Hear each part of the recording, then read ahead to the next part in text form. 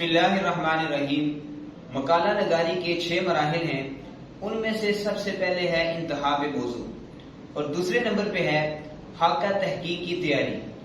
خاکہ تحقیق کی تیاری، اس میں 4 چیزیں شامل ہیں، ان میں سے سب سے پہلے ہے صفحہ عنوان۔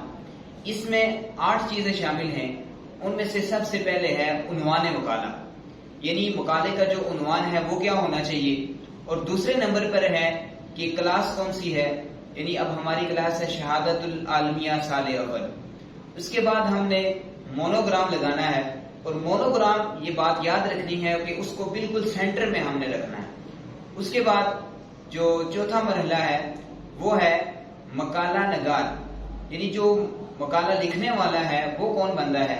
اس کے بعد جو ہے اس کو ہم نے دائیں طرف لکھنا ہے، یعنی جو مونوگرام لگانا ہے اس کے بالکل رائٹ سائڈ پہ، اور اس کے بالکل لیفٹ سائڈ پہ ہم نے جو نگران مقالہ ہے ان کا نام لکھنا ہے، اور ان کا مقام و مرتبہ کیا ہے، یعنی لیکچرار ہیں، پروفیسر ہیں، ان کا پورا وہاں پر جو تعارف ہے وہ لکھنا ہے۔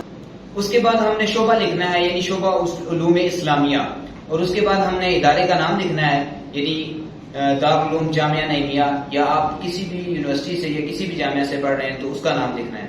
اس کے بعد ہم نے سیشن لکھنا ہے، یعنی سیشن 2022-23 اب چل رہا ہے تو ہم نے یہ لکھنا ہے۔ اس طرح جو سن ہوگا وہ ہم نے لکھنا ہے۔